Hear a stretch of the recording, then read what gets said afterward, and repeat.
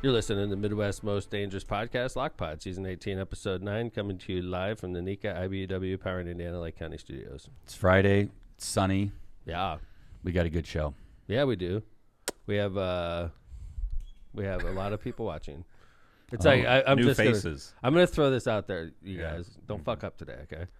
Oh, all right. Whoa. Don't. Coming That's from a the lot guy of who's pressure. like, wait a minute, back up. Okay. This is coming from the person who's like told us 50 times, don't swear while we're simulcasting on JOB. I'm letting you guys know. Is this a self-reminder as well? This is a self-reminder as well.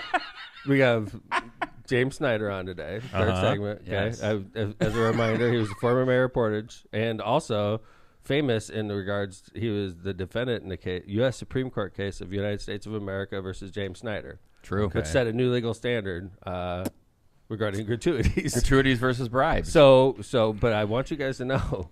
All right, there's gonna be a lot of federal agents listening today. Probably a lot of U.S. attorneys listening today. Right? I'm very cognizant of that. Media. You don't have anything to worry about over here. You guys fucking notice I'm wearing a nice shirt, right? Yeah, I didn't come in. You're wearing a shirt. I came in with a nice. That's not a dead shirt? This is my. It is a dead shirt. Actually, funny enough. Thank you, Joe. There must I be got it a at weed dead story show. somewhere coming. I got it at a dead show. It's made of hemp. I was high. Whoa. It was an illegal state. Yes. It wasn't A freaking legal back-ass. state, That yes. wasn't in back-ass Indiana. We're going to with get to regards that. Yeah. Stay tuned. We got actually a real good show. There's a lot of stuff on the agenda today. Crazy story out of Lake County is in the second segment, and then we've got James Snyder coming on in the third segment. You know, on Tuesday we said we think we're going to be, this is going to be the first interview, kind of an exclusive lockpod. And then look what happened. Dan Cardin was probably listening to the show, and next thing you know, the Times got I got him out. Wow. We're a bunch of losers. Who gets scooped by the we got Times? second. It was like a couple days ago too. Who gets scooped by the time? We got scooped. We do. We got We scooped. suck. But this is a verbal interview. It's a lot easier to listen to. Not everybody subscribes to the Times. And All it's due respect. live. And it's live. Live. I mean, James could mess up. He could slip up. We can make some huge news here, right? He's listening, I'm sure. Thank you, James, for choosing LockPod, by the way. He's not coming on anymore. For choosing lockpod second. Thank you for. We're a good second. That's about right, though, for Medium quality. entertainment. Now that It was a good move on his part. I agree. Yeah. But now that you mention it, Tom, there's a lot of new faces in chat saying Welcome. excited for today's episode. Nice. I'm excited.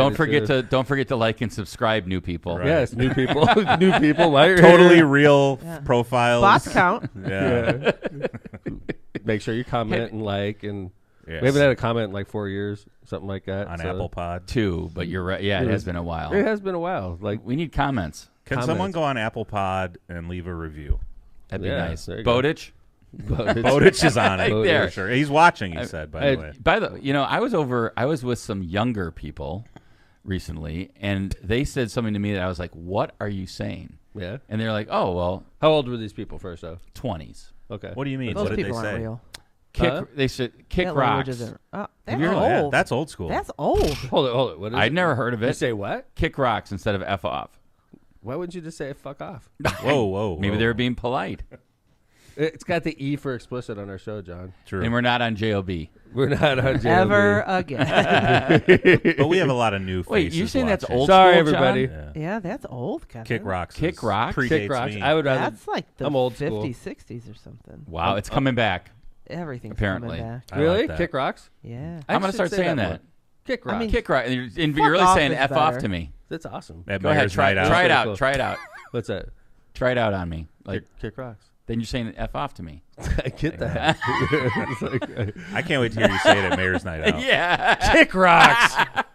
That's awesome. See, Yeah. you could say that at Mayor's You Night. could say it at Mayor's Yeah, Night Out. absolutely. Interesting. Go kick rocks. Oh. And then the That guy's is- you like, may the as mayor well told me just- to F off. Yeah, I would get in trouble for that. I think you would. For sure. Because they Go just play kick this. rocks. They'd play season 18, episode 9. Yeah. I was just asking about endangered birds. Kick rocks. Kick rocks. That is a good. Tom it just is says good. it constantly now. It is good. And everyone's like, That you is just told me good. to F off. That is good. Right? I like it. Okay. Because it's so clearly you're not. Yeah. Who kicks rocks? Nobody. Little kids. Right. Go kick rocks. Go Yeah. F off. You're like, go kick rocks, asshole. You can't say that. No. No. You can't say can. that. No, You but can. it's just, you may as well just say fuck off then, you know? I like. All right. So it's Both work. I can't wait to see Tom do this in a meeting. Kick rocks. I like it. I do like it. It's catchy. Hey, did you guys see that there was an Indy Star article about our esteemed Attorney General here in the state of Indiana? Todd Rokita? He might be watching. Yeah. You think? Oh, he Maybe. could be. Well, but, Indiana Attorney General Todd Rokita has joined a federal lawsuit trying to stop the federal government from loosening marijuana restrictions. Yes, this is the state. Keep in mind now, we're so against marijuana regulation here. We won't let you put it on billboards. Yes, we're like, point. stop the billboard marijuana advertising. That is a very good point. So, like, we don't want you even looking at the devil's lettuce in Indiana, much less thinking about medical uses of it. Okay, so much our less Attorney thinking General about buying it recreationally. Todd Rokita, he's hardcore. He's hard freaking core. Like, yeah. Kick rocks. I'm surprised to see Kick that. rocks, Rokita. Kick rocks. It's awesome, Kevin. Kick rocks, Rokita. Rokita. He's like jumped into a federal lawsuit with some other attorney general, Republicans attorney general, because Donald Trump's talking about reclassifying marijuana and from Rokita's like, hold on, Mr. President. Yeah. Basically, a Schedule 1 where I think it's Schedule 1. Right now, marijuana is classified federally as a Schedule 1 drug, meaning no accepted medical use. Come on, Yeah, man. I mean, I think they put it up there with heroin and stuff like that. It's right. like, come on, man. And this started with Biden, and then Trump continued it. The loosening. Right. Biden started to talk about the loosening of it, and then Trump continued on talking about the loosening of it. Right. There's only 10 states. Indiana, once again, has found itself in the bottom 20% of this on this issue, like it is on other issues. Okay, let's think about the states. I know one's Texas because I visited Texas. Well, Nebraska, Louisiana are in the lawsuit, so I assume that's okay. So we got 4 of them. Nebraska, Louisiana. I know Louisiana. That's I'm surprised. Sad. Mississippi has it legal. They did it on a referendum, I think. You know who else did? Alabama, freaking Utah, man. Utah. I was in Utah. Freaking medical marijuana. I wonder stores. where else. Weird What are the other grouping of 10 states? Like that's a weird mix. What do you mean? What do you think? Northeast, like Nebraska, Louisiana, like. Not really. It's the plains. So I bet you Montana's in there.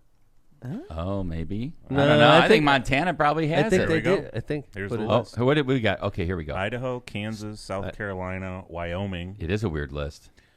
Illegal but permitted medically. No, that's not this list. I don't think. It's only. It's only 5. Why isn't I think, Indiana right? listed then? Yeah. Indiana's not in there either. I Google see one AI. with Indiana. Yeah. Bullshit. Google AI. Kick rocks AI. Kevin's got a new saying. Kick rocks AI.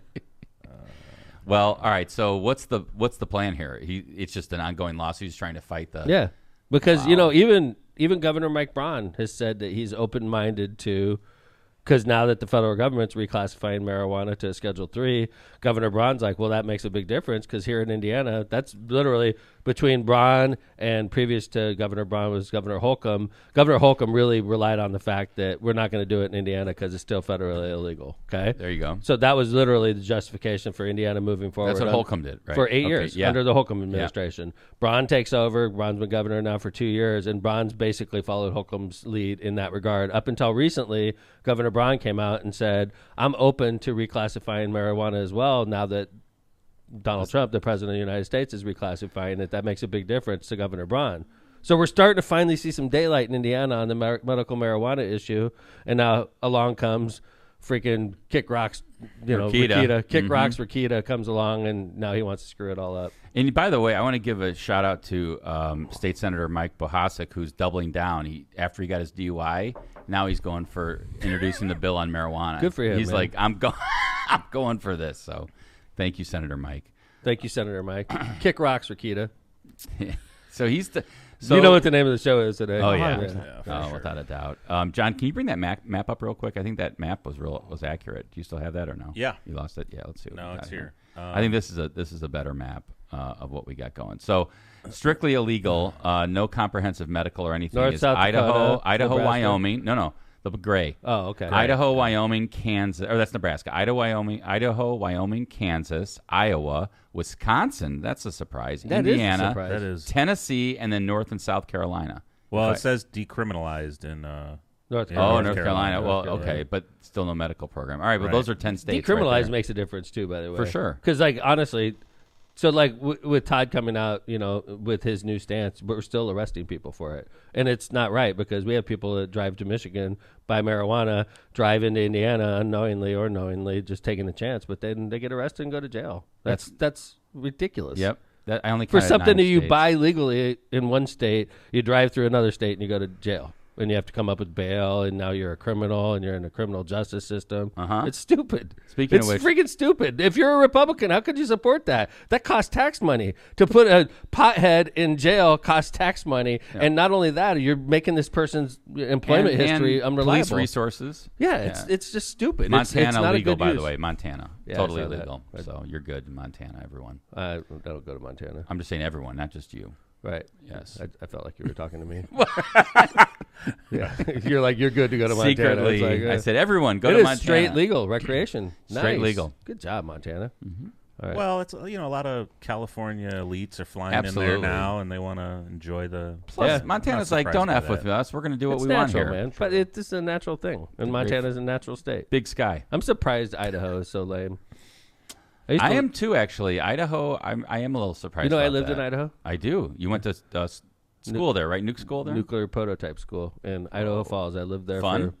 It was all right. That's where I learned to ski, but it was all right. It was hard because we were working on a nuclear reactor and for months on shift work and stuff like that, and then you're busting your butt to get qualified because as soon as you get qualified, you get like a big bonus. Like it was Nice. $5,000. I've only been to Idaho once. Coeur d'Alene, John. You've been up Yeah. that way. Yeah, beautiful, Love beautiful, Idaho. beautiful. Yeah. Hey, let's Attorney Abdul has been following the Secretary of State race. Yeah, this is awesome. In the Republican side, and I know you wanted to talk about this, Kevin.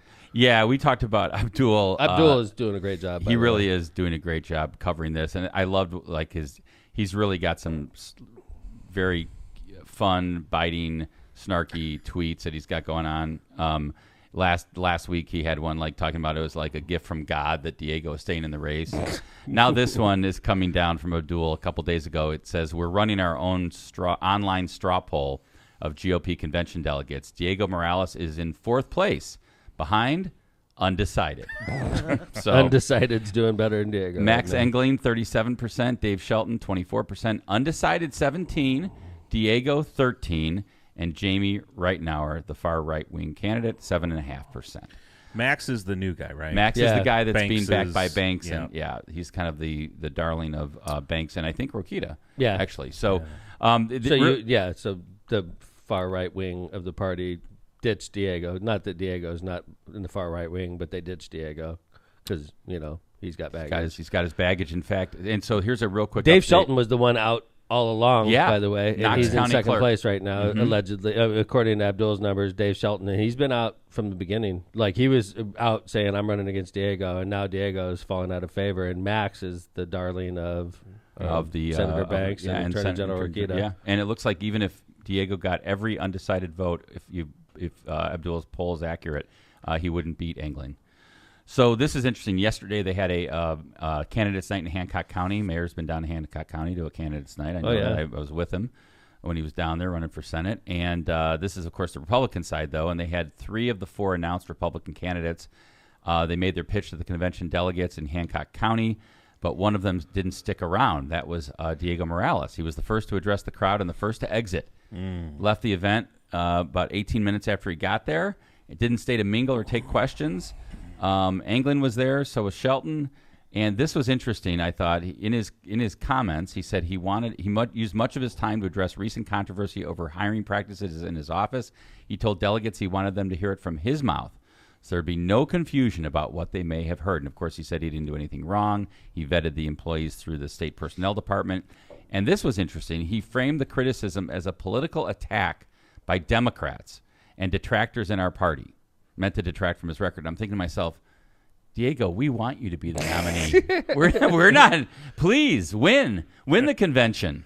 So He said, we cannot and will not hire anybody without SPD clearing, which is State Indiana Personnel State Department, Personnel yeah. Department.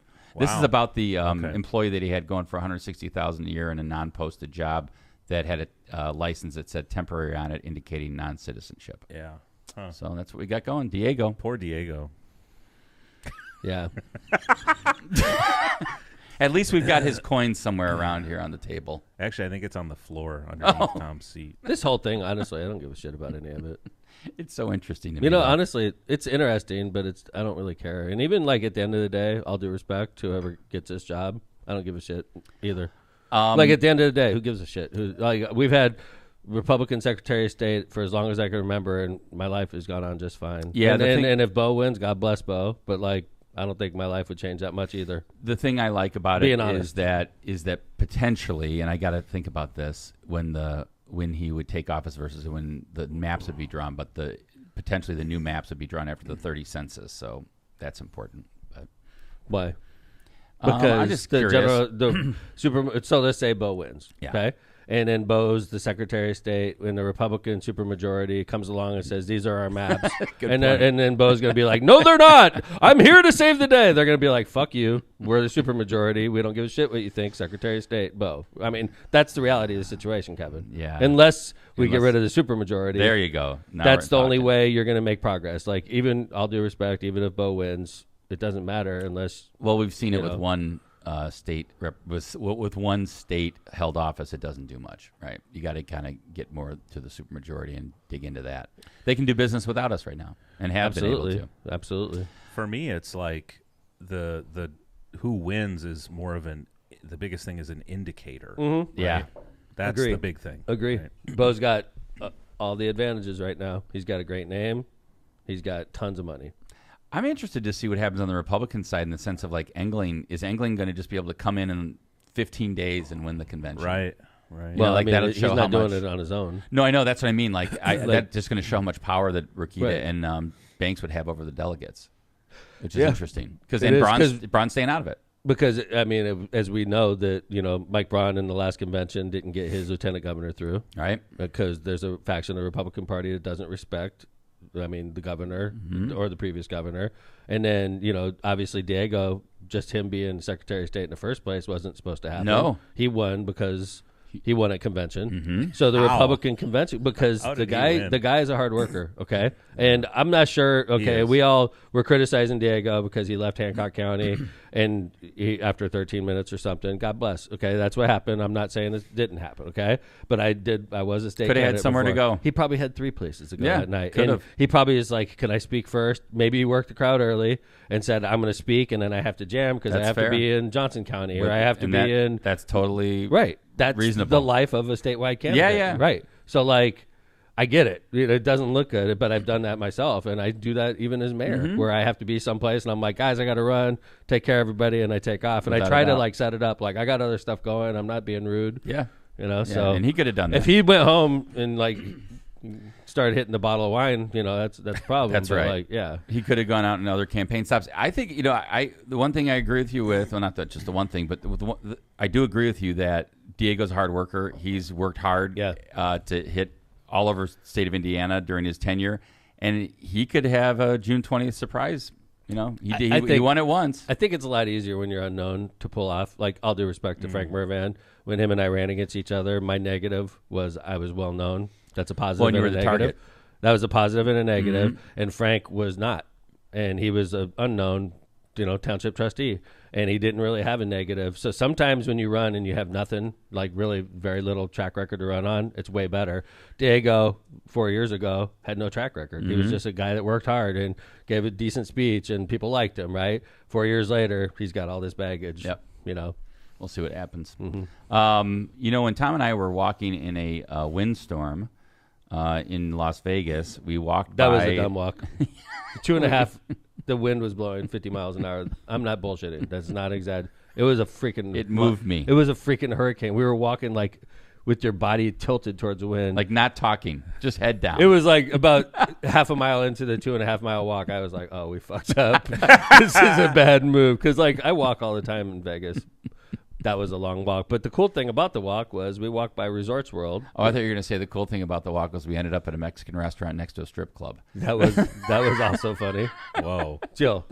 So let's say you have That's a why bill. you guys don't invite me to Vegas. Yeah, No, we did not go to the strip club. This was- is just funny. Yeah, I'm not going to mention names who lined up this dinner, okay? Because I don't want to get this person in trouble. This person's wife's probably listening to this show, so we're just like, so let's just say this: if you see a building and 85% of the building is strip club, 15% is Mexican restaurant. That's the place we went to. We were going to the Mexican restaurant, and we were like, "What the fuck, dude? Like, it's a fucking strip club, like literally, humongous like strip club. neon, lit up, big driveway." But the Mexican food was great, dude. It was awesome. Totally independent from the strip club, but in the same building. We did not walk outside of the Mexican restaurant, for the record. We went straight into the Mexican restaurant, ate, and I thought it was very tasty, actually.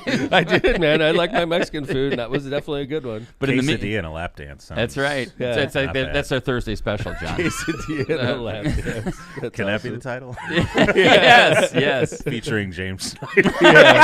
No, we're going to stick with Kick Rocks. But while we were so what we were talking about was we went by, what's the name of that place? Resort World? Yeah. Okay. Resorts World. Big hotel, on It's over there it's on the other side of the strip. Correct. It's towards the downtown, Trump. like down as you're going that towards way. downtown. But it's on the stratosphere that way. Correct. Yeah. And so we're going by there, and Tom's like, "Oh yeah, I heard about this." And they had this thing called enhanced games. They had like the big, big tent. Have you heard about arena. this, Joe? They built an arena on the Resorts World just for this.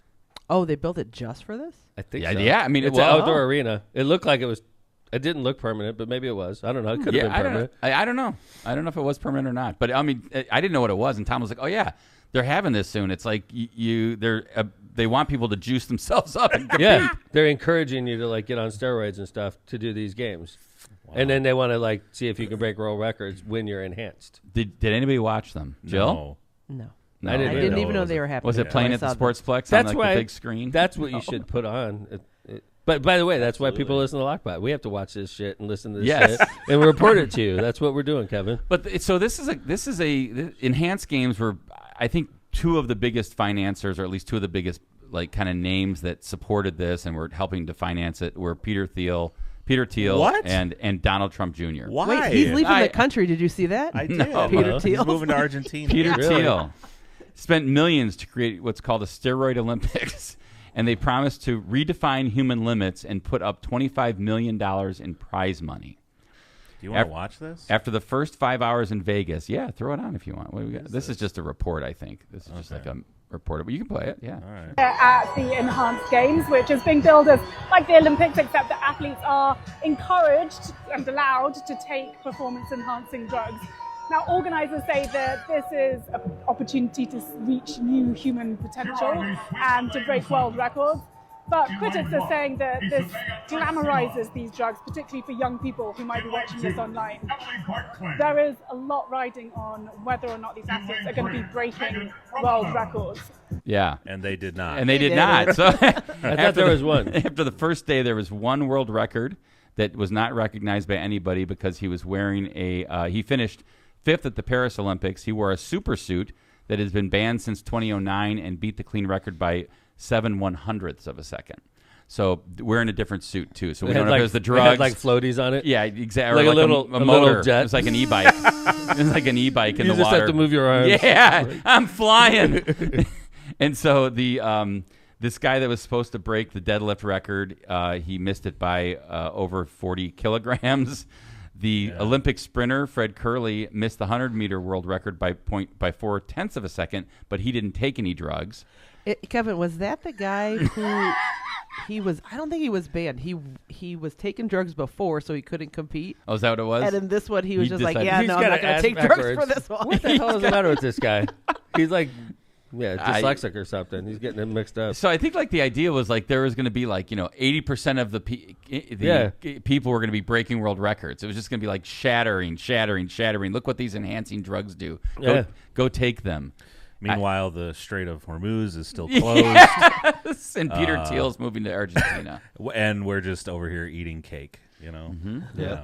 Maybe Peter Thiel's going to chase some of that money that got sent to Argentina. It's bizarre. This is it's gross. So man, crazy. Yeah. Well, watch the enhanced games if you want. Yeah.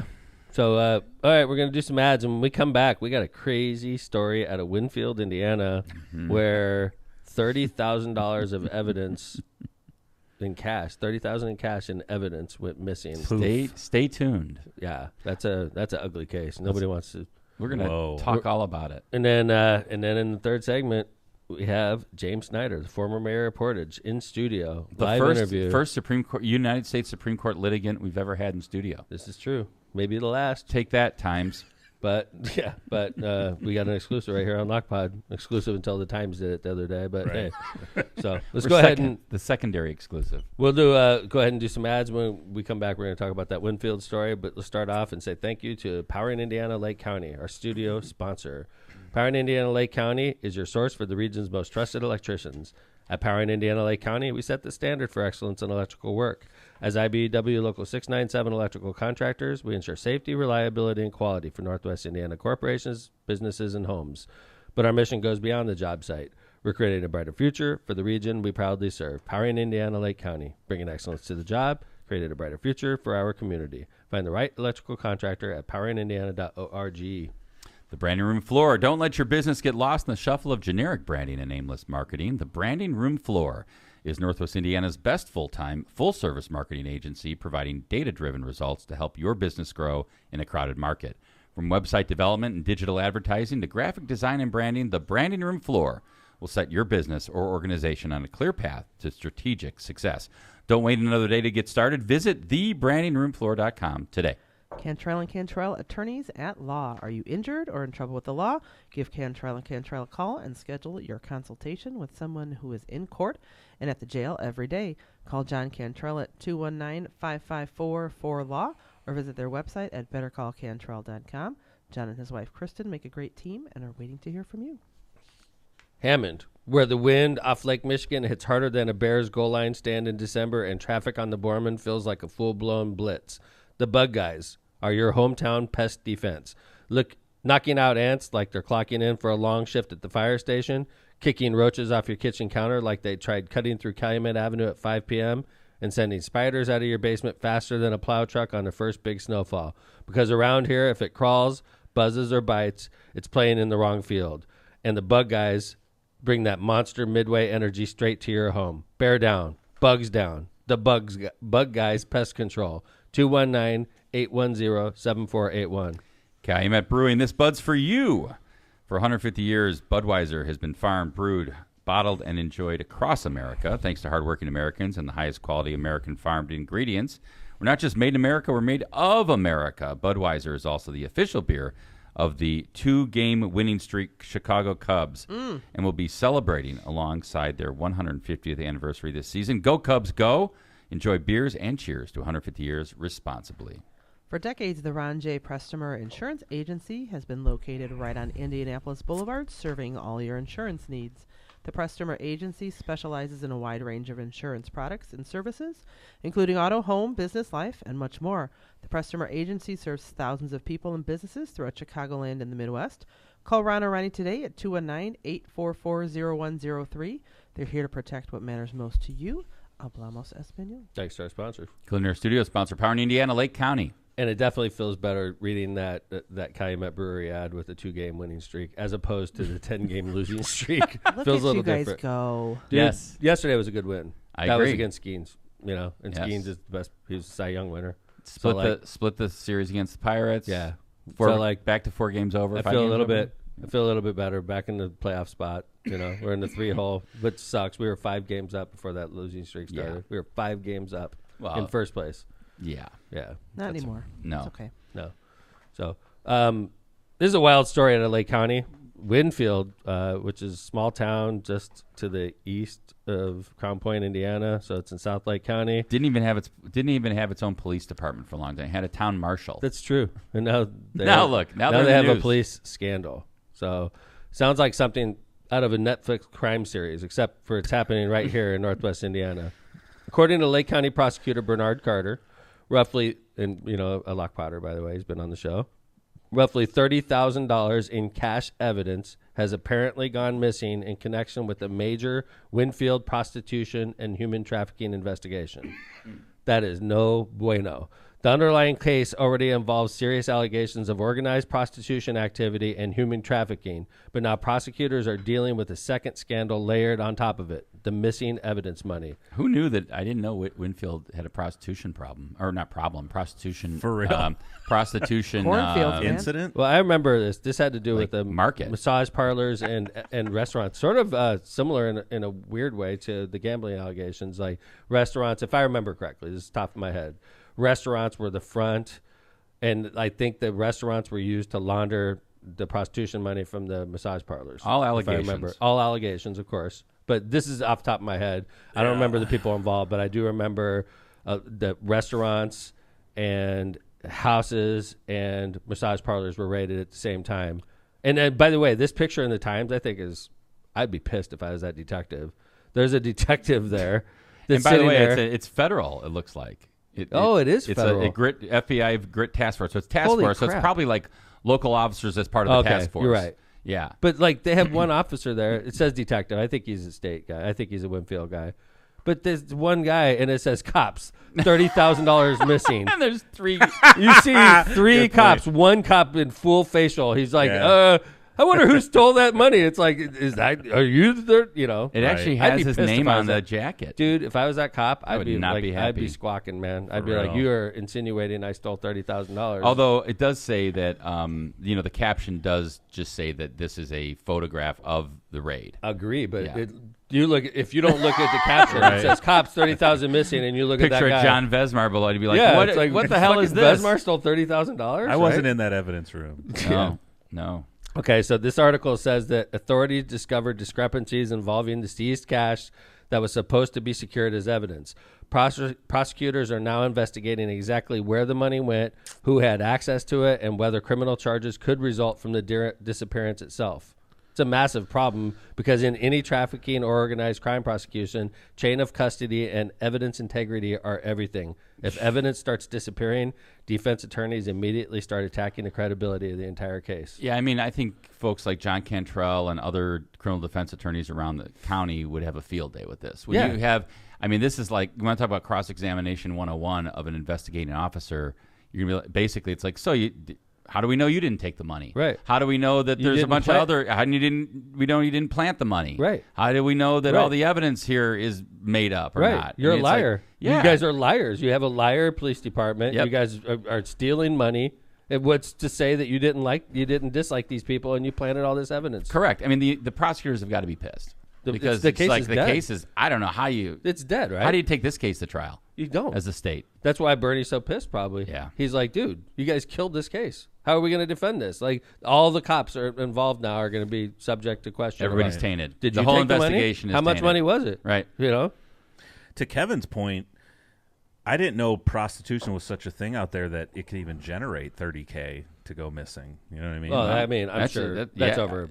Yeah, You're who not knows? exactly depositing the money in the bank. You know, you're going in there with like folded up 20s and stuff Or it's like at the that. house, or who knows? Yeah. I don't know. in a mattress or something. Yes. Yeah. In the madam's. It probably was. I mean, I imagine Mama-san. if you're I'm dealing, sorry, Mama-san's I bra. imagine if you're dealing with a large amount of like illegal money, you probably have a big safe, and you're keeping that illegal money in a big safe. I imagine. Who knows? I don't have these problems to worry about. I have it's a lot of safe. cash. Yeah, dude.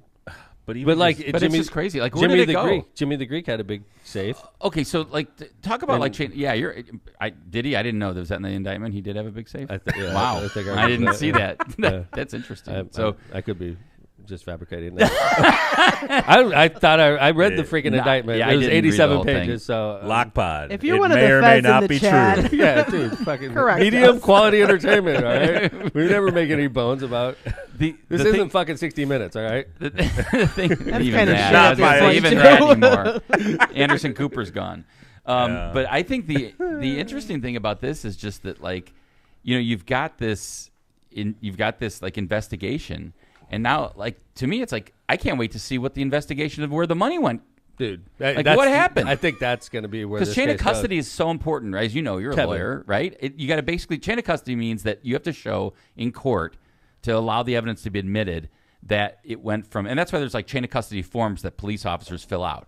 Okay, the For bloody evidence. the bloody jeans were picked up at the scene by this evidence technician. They were put in this bag. He signs the bag on this date. They were taken out to do pathology on this date by this person, signs the bag, puts back in the gene, put it back in the bag, signed by this person. Wow. And it's kept in the evidence locker, and if it's ever moved, it's signed in, signed out, so you can show what's called chain of custody. It's important because it shows that every person on there could theoretically testify what they did with the evidence. Now you got $30,000 that was in some bag of evidence that is now empty.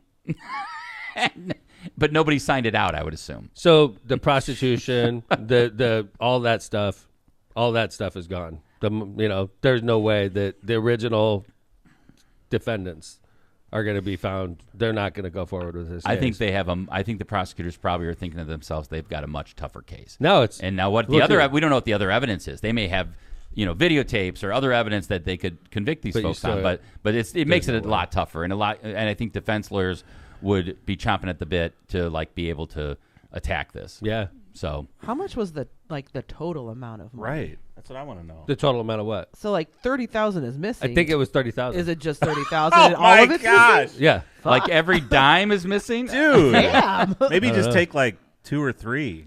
Maybe it won't Maybe they won't know. Yeah, Right. exactly. Like just skim it. Just skim it a We're little going bit. to lunch. Let's just grab some Grab evidence. a couple later, $100 right? bucks.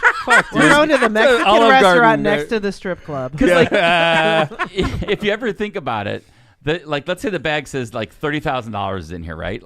Who's going to take the time to count $30,000? Right. You just be like, it's okay. It looks like $30,000. Take $60. So take a couple hundred. Yeah, right. Hold on. Marissa to the rescue. 90,000. She says it was 97,000. 97,000. Yeah, Okay. So This is what we're saying. Lockpod may not be right, but we try our best. So we're pretty close. So all it the was time. just skimming. We're in the right ballpark.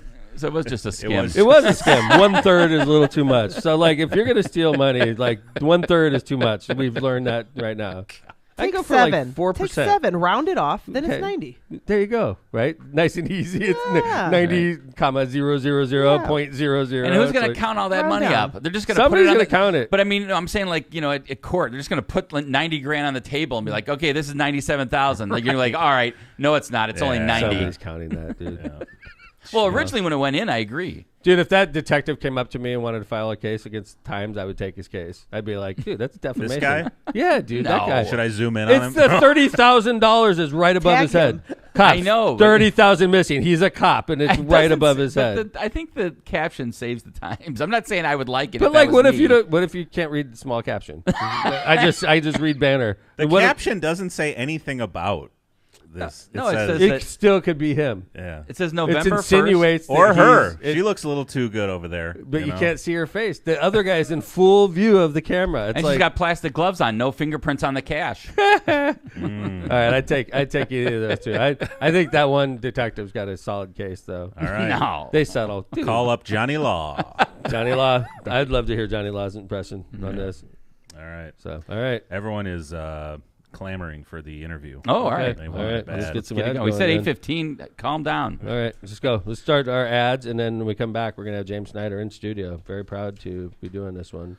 Let's go ahead and start with Byway Brewing, a family-friendly microbrewery with a spacious tap room and an outdoor patio, serving its award-winning craft beer, a chef-driven food menu, and craft cocktails on draft. Their brewing equipment and production facility offers a unique backdrop for events like bridal showers, reunions, or corporate parties.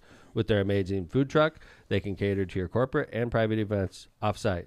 Just off of 8094 at the Kennedy Avenue South exit, let them show you that customer service is their top priority. Check out more at bywaybrewing.beer. Tortillas Nuevo Leon is the gold standard in Mexican cuisine across the Midwest. Look for Tortillas Nuevo Leon's popular red and white label at your local grocery store and enjoy quality Mexican products made with local expertise. Tortillas Nuevo León, hechas con amor, para ti y tu familia de todo corazón. Tortillas Nuevo León, hechas con amor, para ti y tu familia, de todo corazón.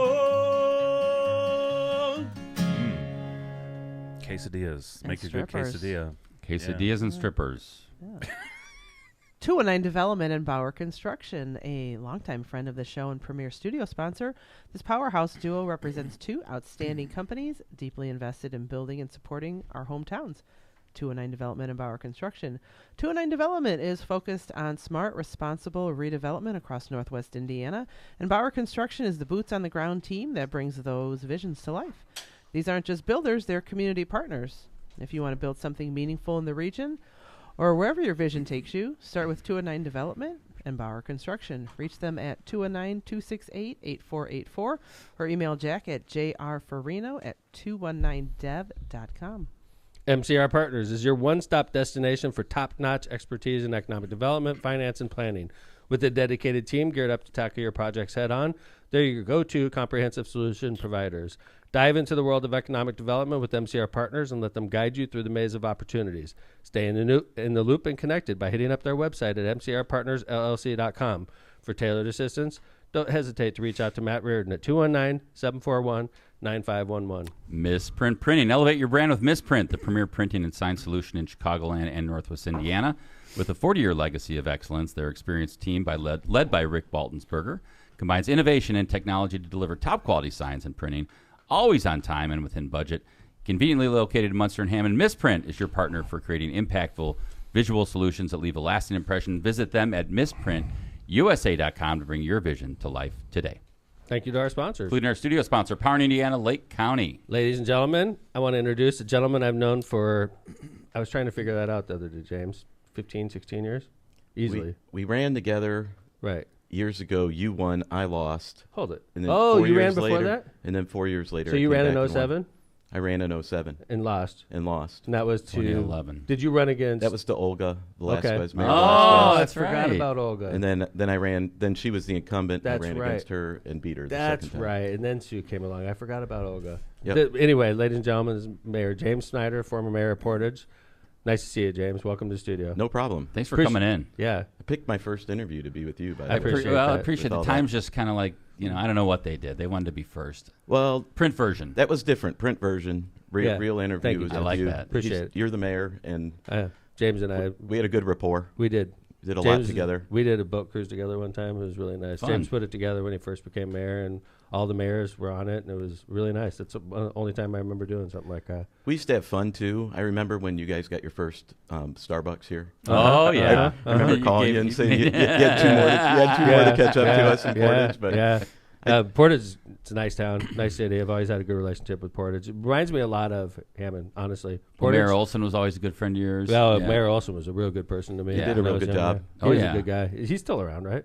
I haven't seen him in a I while. haven't either in a But while. he- Retired from, he was working for He was SCH. at SCH Yeah. for a while. and Yeah. he did a great job. The things that he did were amazing. Maletta did a great job. Yeah. There's been a story of really good mayors in Yeah, Portage. yeah. Austin is loved right now. Yeah. Yeah. He's doing a great job. Yeah. Mayor Bonta. You I guys. Not a lot. I know. but he's doing a great job. I He think- is. I He's a think- good mayor. I'm proud of him. He's definitely a good mayor. He loves what he's doing. He and definitely loves what he's doing. He's definitely taken. Me and you were kind of the first two social media mayors yeah. quite a bit. Yeah, he's taking it. He's to taking another it to a level. different Oh, yeah. level. Definitely on a new level. I wouldn't want to be him. It's like therapy Right. for him. He like dumps it all out there, and God bless. It's Yeah. kind of new to us. I think one of the things that, obviously, James, you were a Republican, mayor's Democrat. The one thing I notice about mayors, and not just in the region, but like statewide, is it seems like mayors tend to get along regardless of party because you're always dealing with very similar issues. It's always local stuff that you're dealing with. And like, I know that, isn't there like a Northern Indiana mayor's? Yeah. And It was, like, and we would take on the Southern Indiana mayors in a golf contest every year. They still do that. It's Pete Visklosky used to say it regularly that mid-sized city mayors, it's the toughest job in America. Yeah, you're close. There's really nothing more difficult to do, but it's also extremely rewarding. Yeah. But it could be tough too, James. It's real tough. I'm sure, like it was tough for you for a while there too, Because you're close to everybody. Well, you're close to everybody, and then when most of my tenure was marred by investigation. I mean, it was a year. Did that start right off the bat? It was a year after I was mayor. Wow. About a year and a half. You did a good job of not showing. Right. They came in. They interviewed more people in my case than they did JFK's assassination. Oh my God. You took office in 2012. Right. Right. And you get indicted in 2016. Is that right? 2016, but August. I think it's August 9th of 2013 is when one of my employees, who I didn't hire his wife, this is the stuff we have to deal with, For sure. went into the feds and just, I mean, he talked about me riding a bus to Detroit. I mean, just gave them a line of garbage. And the fact that they even believed one sentence was kind of amazing to me, that they even like. So you're basically 13 years in on this. Yes. 13 of this 13 years of this saga, of this just really unbelievable up and down through court, through conviction, through appeals, and now you're not giving up. I'm not, no. But let me, yeah, real quick, March sure. 10th, this is something that's kind of staggering. March 10th was the day I was sentenced. It was my birthday. The judge gave me probation, 3 years of probation on the tax count. That was Judge. Holly Brady. Okay. She came in from Fort Wayne to handle it because it was our seventh judge. They ran out of judges. Well, they did. They brought one in from Illinois for the second trial. It was just ludicrous, the amounts of money that's gone into this. But my youngest son, Marshall, is getting ready to be 15, and he has never known me, not facing prison. That is so crazy. He hasn't even known me, not facing prison. And I'll tell you, like, since March 10th, every day I feel a little bit lighter. Yeah. Because you still have that fear, you know. James, how does that happen? How does the whole thing start? So you said that one of your employees went in and talked. So how do you learn of that? Did somebody knock on your door, or does one of your July employees 4th? I know the dates. It's kind of weird, but July 14th, the feds showed up at my office, and in City Hall at City Hall, 2013. Oh, shit! And I made the mistake of doing an interview. But like 45-minute interview. Their batteries actually went out. They like literally didn't have enough battery in whatever they were. By the way, though, if they show with. up to City Hall, all your staff knows then, right? Yeah, it blew up. I mean, it blew up after that. And then I remember too, if you think about 2015 was the election. Yeah, that's what I was just going to ask you. And the presidential, his reelection. Yeah, my gosh, right, the reelection, and they put up. The Democrats put up their best candidate, Brendan Clancy, who's a really great person. Restaurateur, right? Yeah, really great guy. And they went with me. They went at me with everything they had. With, the last three, the three initials you don't want in front of your name when you're running for office is FBI. Right. And every ad was FBI. And the people of Portage still reelected me. It was kind of amazing. And it was the day after I got reelected, they just showed up again everywhere, just creating havoc. Really? Yeah. Oh, yeah. Just like at your house. They never showed up. They never raided City Hall. They didn't need to. We were cooperating. We were giving them everything we could as quickly. I think there were over 1 million documents that they had seized from my mortgage company. Not seized, but we had either given up or they had subpoenaed. And that's what's still, So let me ask you this question, because I mean. We've reviewed your case on LockPod probably three or four times, right? So I mean, all the way through the oral arguments. I went through the opinion when the opinion came out from the Supreme Court. I mean, it's just very, very interesting. We're both lawyers, obviously, and it's interesting from a legal perspective. Sure. But just like kind of from a personal perspective, okay, you've been through it, right? You've been through 2 trials. You've been up and down to the 7th Circuit. You've been to the U.S. Supreme Court. You finally got sentenced. You got probation.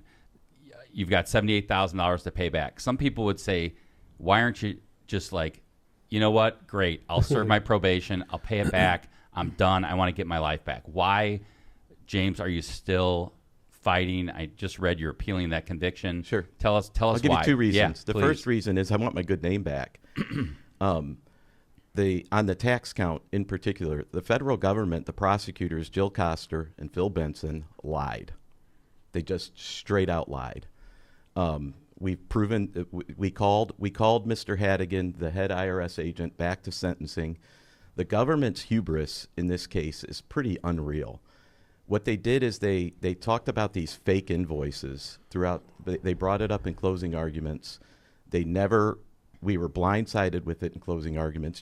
Kevin, or you guys know as attorneys, in closing arguments, you're really careful. Because you throw up an objection and the judge says no, and the jury thinks, oh my goodness, he said no because there is evidence. So, we took the approach not to object to anything, No, and the judge had already said the tax case gave him heartburn and it might just be gone. So we're sitting there and they bring up this fake invoice thing in closing arguments, and we're just kind of like, you guys got to be kidding me. And because in closing argument, you First can't, trial or second trial? Just out of curiosity. first trial tax. I didn't go to Didn't go to trial. This was Oh, first 'cause you trial. already had the conviction. Yeah, this right. is 7. But now you're so. The bottom line is number one, I want my good name back. Number two, if the government can show up to a trial and just blatantly lie, the government knew this wasn't true 5 years before the trial, or 2 years before the trial. They had interviewed the guy with the invoice that told me to do the invoices, the company that owned us, and it was very clear that these invoices weren't fake or fraudulent. But the government, in its hubris, tried to add time to my sentence. So they brought it up. I would have never been able to call the IRS agent to sentencing had they not had this hubris to try to put me in jail longer. And they made the mistake of, we got him there, and he testified without any question. I think I've got it here. First, you're not aware of any evidence that the invoices were, quote, false, fake, or fraudulent. And Agent Hannigan said correct. I mean, it's a loaded question in the sense that I think whoever asked that question, I'm sure one of your attorneys, knew what the statute said, knew what the statutory requirement was, and therefore wanted to ask at sentencing to make that part of the record. Yes. All right. And so is that at your sentencing? It's at my recently? sentencing. Yes. So we have new evidence now. And so was the idea going into that sentencing, I'm just curious, and if you can't give up your strategy, I understand, but was part of the strategy going into that sentencing is let's see what we can do so that we can get a potential appeal of your conviction? Yes. Okay, We've known that this has been fake. If you did that as an attorney, you would be prosecuted for lying. You would be prosecuted. We can't do that. They can. Yeah, I mean you're characterizing it as lies. I mean, I'm assuming that the U.S. attorneys are going to say we didn't lie, right? Of course they're going to say. Right. They're going to try to say that, but if you can. I put together a slide presentation, everything else, but it'd take forever to go through it. But the bottom line is that Agent Hannigan, the IRS agent, the lead agent, testified without any question that these invoices weren't fake or fraudulent. If you're looking at it, it's slide 11. Okay. So we called it, but worse than that, and what I talk about in slide 13 is they knew the truth, but they still said it. They knew it. They knew it through their 302 interviews. And so you're asking me, number one, I want my good name back. I don't want to be a felon. Nobody wants to be a felon the rest of their life, especially on something that's not true. I mean, first of all, the jury acquitted me of the first count. They acquitted me. They said it didn't happen. In the first trial? The first trial. Yep. The second count, the Supreme Court said it wasn't a crime. Right. That famous case. Even if I did what they said I did, which I didn't. It was a gratuity. It was whatever they say. Yes.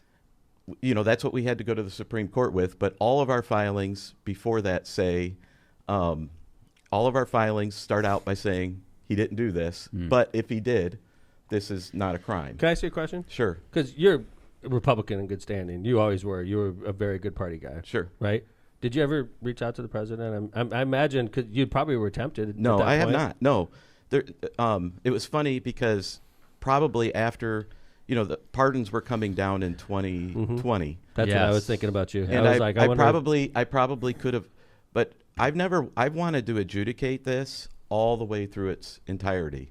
Because I didn't do, and most defendants, every defendant says, I didn't do it. So it's kind of hard sitting here talking to you guys and saying, I didn't do this, I didn't do this. So what I'm presenting is, I didn't say I didn't do it.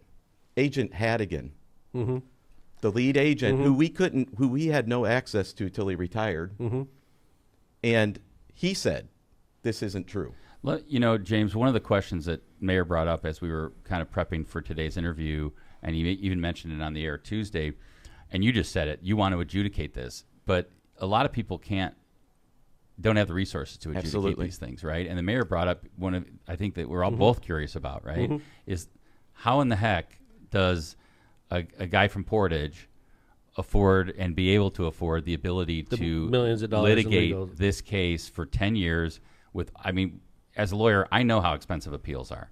I can't imagine the amount of time and effort that went into a Supreme Court oral argument, preparing get it up and down, plus 2 trials. So you bring up a good point, and let me before I answer that, let me say that is the reason it is so important that somebody fight these guys and point out when they don't tell the truth.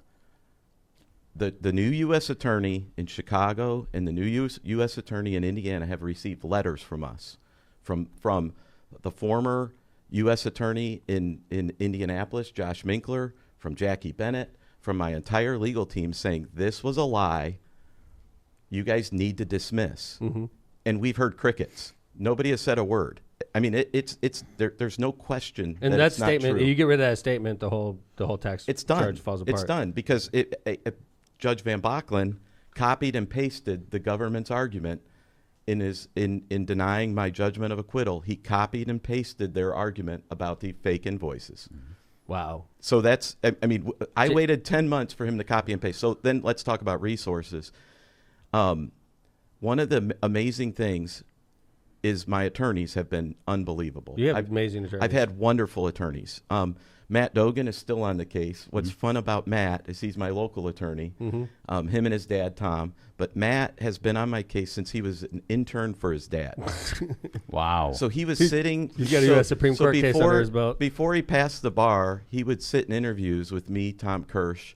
Yeah, who's that's right. now on Tom the Seventh Kirsch. Yeah, Circuit. Tom Kirsch was on. He your would case sit for in a these while. I forgot interviews. about I that. forgot you had Kirsch on your team. And he's a dear friend. He's been with me through thick and thin. You've got Tom Kirsch kind of passed me off to Jackie Bennett. Jackie Bennett's a legend. Yeah. Jackie Bennett's helping us in a case in Hammond right now, and his hourly fees. I was like, how the hell did James afford this? This guy's amazing. First off, that's why he's helping us. It's an expensive case, and we need help like his. He's just a good man. He's a good man. He had a tragedy take place while before my second trial. He's just been there through the entire thing. We've just had great attorneys at the Supreme Court. Lisa Blatt. I mean, just wow. She was amazing. I listened to that. Now they called interesting. me. Very interesting. About every law firm in D.C. that does Supreme Court cases, as soon as the Seventh Circuit denied or affirmed the conviction, we were getting calls from law firm after law firm, and they were calling me directly. They wanted you, right? Because they wanted they the like case. the issue. So we talked about that Tuesday, right? It happens after your Seventh Circuit decision. Yes. Then you start getting called because But they want you. I'm talking Paul Clement. Yes. I mean, you're talking like because they're you're interested. talking the Michael Jordans. Yes. You're talking because everything. they're interested in the outcome. Yes. They love you, of course, but they're interested in the outcome for their own selfish reasons. So Yeah, great. whether they love you or don't, they love Right. the issue. So They great love the story. issue. Right. Getting ready for Supreme Court isn't small ball. No. They have moot courts. They have all these other things. So Georgetown actually hosted a moot court that I went to, and all the students. On your case. Yes, on my case, all the students tuned in for the moot court and couldn't talk about it. No kidding. Yeah. So you had. And Paul- did they show like the weaknesses of your case and they Yeah, would oh, yeah. tear it apart? Oh, that's yeah. That's invaluable. was- You got a bunch of law students that are smart as hell. But it that- wasn't the law students. No, they had to listen. They were students. It was every top Supreme Court attorney Oh my goodness. in the country was the 9-judge panel. Wow. So you had Paul Clement as somebody questioning Sitting as Lisa a Blatt. justice. Like, Right. Wow. it was. So it's getting her good practice. Right. It Yeah. was really Wow. But and they told me that it was probably the best moot court that had ever been put together that they knew of, getting ready for this because it's a tough issue. It really is. It's a tough issue. Well, I mean, it changed jurisprudence on that statute. Sure. big Yeah. time. I mean, absolutely. It's one of those cases, and Mayor said it a million times on the show. He's like, "This is a case you're going to read about in law school." So real quick, Reagan's going to go to law school. You said Yes. Reagan's going to see this case in criminal law come across. Her goal someday is to sit in the courtroom that I got convicted in twice. Yeah. I think, what's funny, and before James and I walk in, he introduced me again to his daughter who I met when she was a lot younger and said she's getting ready to go to law school, which is awesome. I imagine this whole process probably really inspired her to go to law school Yes. to try to make good for people that are wrongly accused, right? Absolutely. She'll be a great attorney. I imagine seeing her dad go through something like this, I think that you find a lot of people. I know 2 of our prosecutors in the Lake County Prosecutor's Office had a murder in their family, and it inspired them to go to law school and become prosecutors. So, like, you see a lot of people in the law that are inspired like that. So one of my, I want to talk about one of my attorneys at the Supreme Court. Her name was Sarah Harris. If you look her up, she's now the Deputy Solicitor General. She worked relentlessly because Supreme Court, you're trying to, this case was so long and so arduous, 2 trials, getting all the record understanding it, making sure that you're ready for it. Andrea Gambino is a local attorney. She handled my appeal. She's handling my second appeal. She represented Ethel Shelton in one, the Calumet, out of the Calumet Township Trustee's office. Okay. Just really, so I'm really grateful to my attorneys. As far as resources, one of the things that I like to talk about is most people go through something like this and they lose their friends. I can count on one hand the friends that I've lost. Nice. People have really been kind to me. I don't know if everybody believed me at first, right? You talk about it and it's like, oh yeah, here he goes. We tend to. Oh, I think included. I think I read the indictment. I'm like, okay, well. We've become jaded. Stuff. We've become jaded over the years too, because we live in Lake County and we've seen a lot of people. And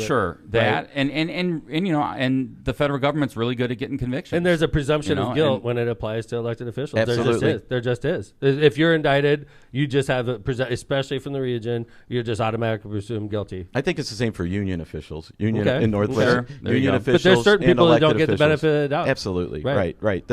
And then the other thing that we've learned recently with the Broadview 6, something I didn't know, all that I've been through, there's something called presumptive regularity, and John Seidel just wrote about this in the Sun-Times.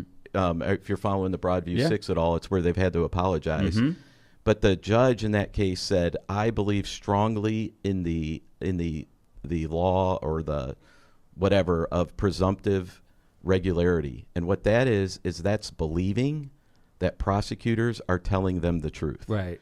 And that's an important part of the entire process, because if they don't, the thing breaks down. Well, and Broadview 6 was about the grand jury, right? Yeah. And the funny thing is when we sought grand jury transcripts before going to a third trial, they dismissed the count. We never got to see them. It's hard to get grand jury transcripts. I'll tell you that much. Yeah. And we want them on this tax count because if they went in and did their fake invoice theory to the grand jury, which we believe they did, I should have never even been indicted on. Yeah, I mean, grand jury transcripts. The only case I had that we had to write a brief for the U.S. Supreme Court on was on grand jury. So I know that rule. It's like very, very difficult to get grand jury transcripts. So there are people who have been kind and sacrificed to help me fight. Let me ask you a question. When you're lining up for coffee at Dunkin' Donuts in the morning and you see Portage residents, are they nice to you now? They've always been nice. Really? Anybody? I mean, look, I know you've had rude people. Yeah, obviously I've had rude people on Facebook. Keyboard warriors, of course, always kind of say they're crap. But face-to-face, not so much? No. Look, there's no denying what we did in Portage was pretty amazing. When I took over, the credit rating was in the toilet. We got the credit rating to A+. Again, we did the same things you did, just fought through all these difficulties. And, when you look at it now and you look at the indictment, you look at the first thing I was acquitted on, didn't happen. Second thing, Supreme Court says it wasn't a crime. There's been a question of whether it's a crime or not for years. And the third thing is based on garbage.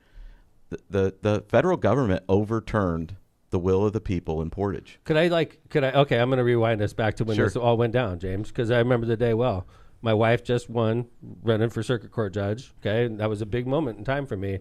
2 days later, also on that night, Donald Trump's elected president, shocking most of the nation. Nobody really saw that coming. Right. So everything was upside down in our world, and then 2 days later the Lake County Sheriff gets indicted the same time you get indicted, right?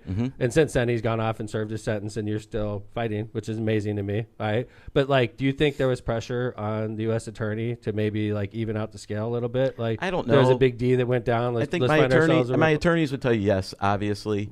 I have tried to stay out of the politics of it because it was the same day. Because that would drive me nuts. But it was the same day. I understand. The But two Tom, big politicians were indicted on the same day. One was a Democrat in Lake County. One was a Republican in Porter County. I just wonder. What I'm trying to say is that I have spent a lot of time focused on what's important, and really whether it was politics or not isn't important. Gotcha.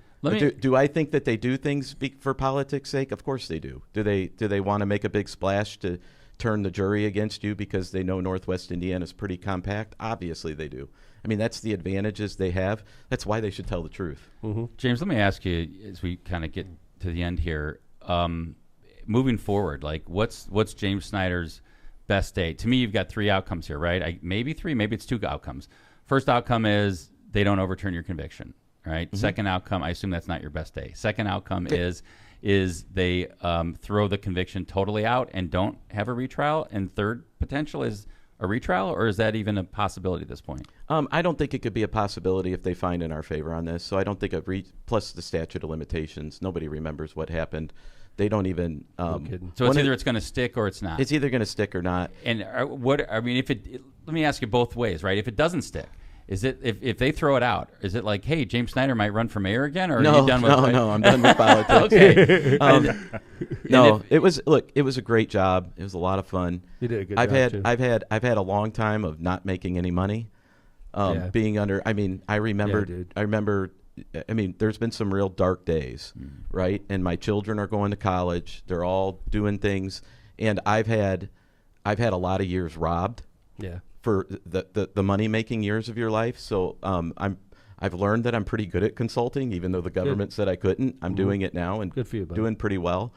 And so the way that I look at it is, I want to take care of my family, and that's going to be my number one goal. I sort of brought this up to you the other day, and I know that you were already thinking about it. It wasn't anything I said, James, your book is going to be amazing, right? I mean, is that coming? It will. Good.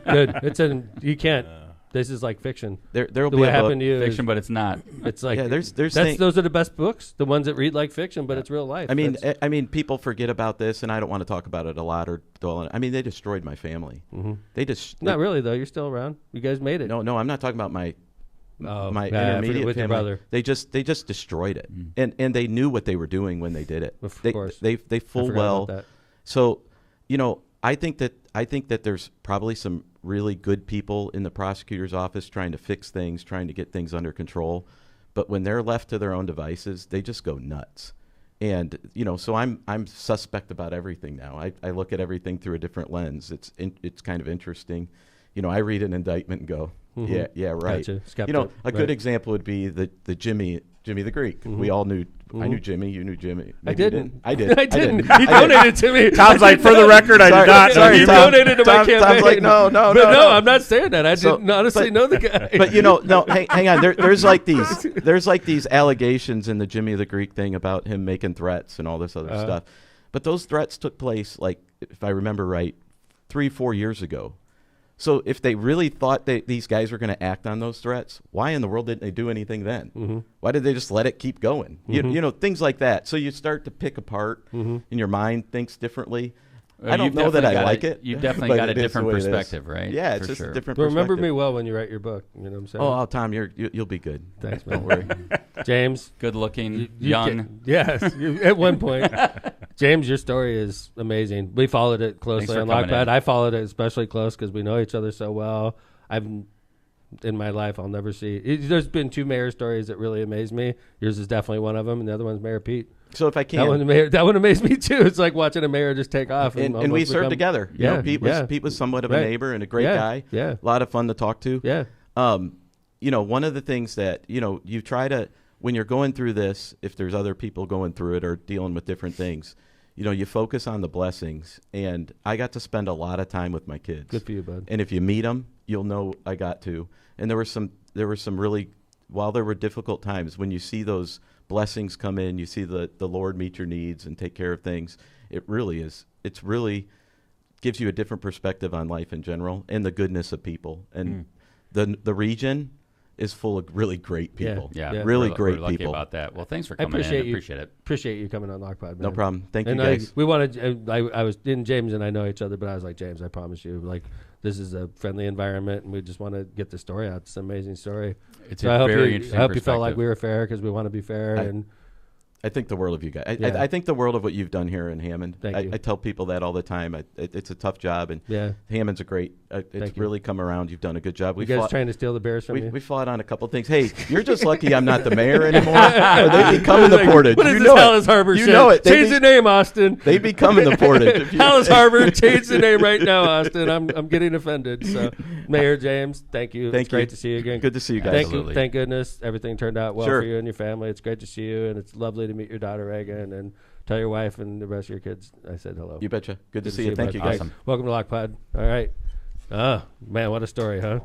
So I want to say thanks to everybody for listening. It was a longer than usual episode today on purpose because we had this amazing story and this amazing guest. So, again, James Snyder, thank you very much for coming into Lockpod. It was a great episode. Jill, thank you very much. It's good to see you again. Jay Vez, awesome job today. Thank you. And Kevin, thanks for hosting. And we'll be back on Tuesday for more, all right? Yes, absolutely. Yeah. So, anyway, thanks, everybody, for listening to Lockpod. Season 18, Episode 9 is in the book. We'll be back on Tuesday. Take care, everybody. Lockpod's out.